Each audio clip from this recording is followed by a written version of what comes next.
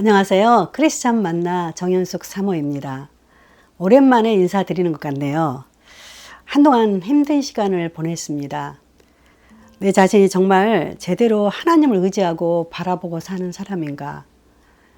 예수님 믿는 사람이 맞는가? 이런 생각들을 참 많이 하며 시간을 보냈네요. 나는 하나님께 과연 잊혀진 존재가 아닐까? 과연 하나님은 나를 생각하실까? 이런 생각들이 연거푸 들면서 조금 버둥거리는 그런 시간들이었습니다.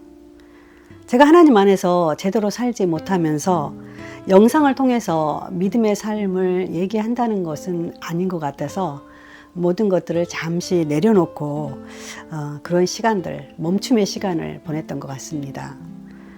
여러분들은 믿는 자로 하나님을 잘 바라보며 하나님을 기대하며 의지하며 살아가시나요? 우리의 현실이 너무 막막하고 앞이 잘 보이지 않으면 우리에게 남아있는 믿음의 불씨가 서서히 사라져감을, 꺼져감을 느낄 때가 참 많은 것 같아요. 나름대로 열심히 살아왔는데 한순간에 모든 것들이 무너진다면 더욱 그렇죠. 세상은 불공평하다고 느껴지고 또 주위에 하나님을 잘 믿는 사람들이 오히려 세상 사람들보다 더 힘들게 고통을 당하고 그런 인생을 사는 것을 우리가 보노라면 과연 하나님을 믿는 삶이 복된 삶인가? 그런 생각들을 많이 하게 되는 것 같아요. 저 역시 사역자 아내로서의 삶, 그리고 현세를 살아가는 현재의 모습 속에서 여전히 신앙의 질문과 갈등이 끊이질 않더라고요. 과연 어떻게 사는 것이 하나님이 기뻐하는 삶일지 그런 회의가 참 많이 들었거든요.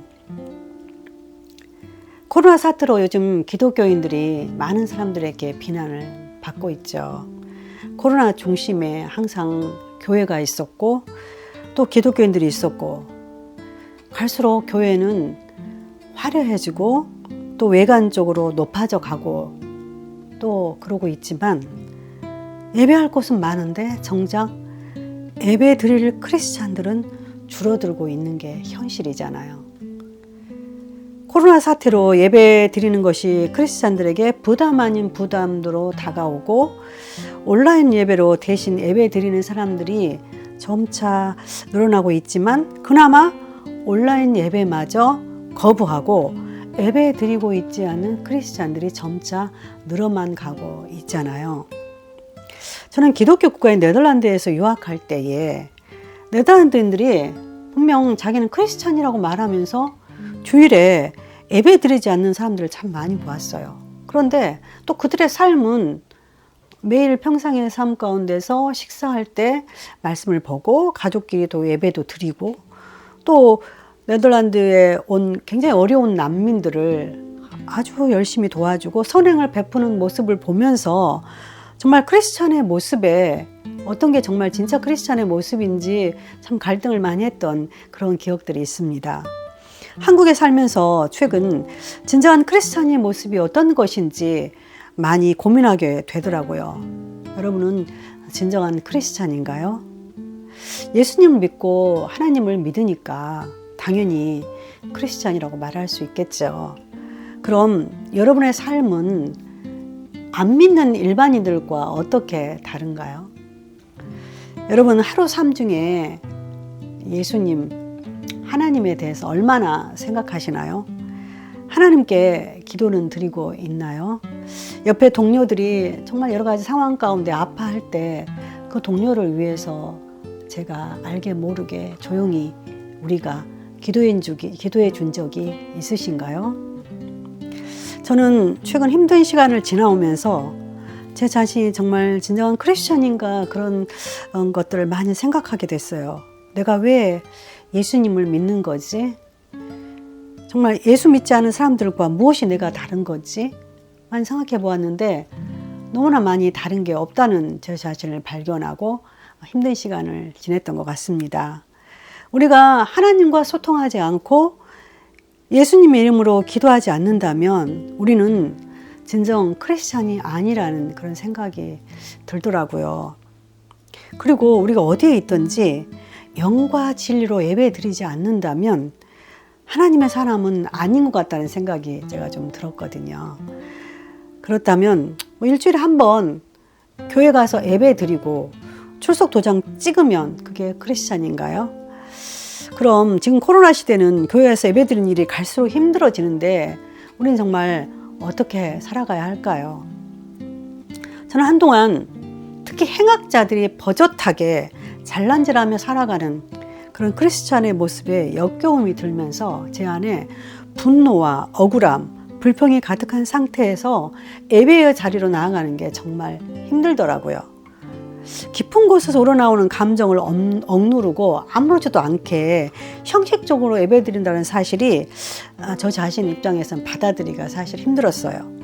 한동안 말씀도 보지 않았고 기도도 하지 않게 되더라고요. 하나님께 저는 그냥 그런 시간 가운데 잊혀진 존재가 아닐까 그런 느낌이 들었고요. 하나님은 과연 저라는 사람을 생각해 주지 않는데 저만 혼자 이렇게 버둥거리고 살아가는 걸까? 이런 시간들이었던 것 같아요. 그런데 우연히 다시 말씀을 보던 중에 포로로 끌려간 이스라엘 백성들 역시 그 힘든 삶의 여정 속에서 하나님이 그들을 잊으셨다고 고백한 모습을 보게 됐고 이에 대한 하나님의 말씀을 읽게 됐습니다. 오직 시온이 이르기를 여호와께서 나를 버리시며 주께서 나를 잊으셨다 하였거니와 여인이 어찌 그 젖먹는 자식을 잊겠으며 자기 태에서 난 아들을 긍휼히 여기지 않겠느냐. 그들은 혹시 잊을지라도 나는 너를 잊지 아니할 것이라. 내가 너를 내 손바닥에 새겼고 너의 성벽이 항상 내 앞에 있나니.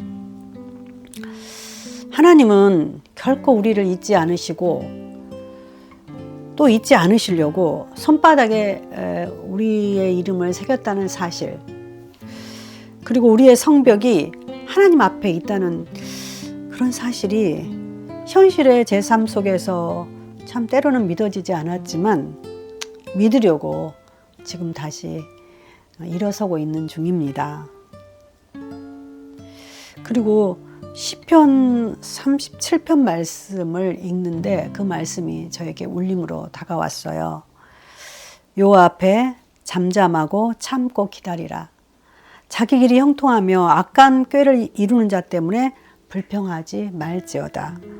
분을 그치고 노를 버리며 불평하지 말라. 오히려 악을 만들 뿐이라.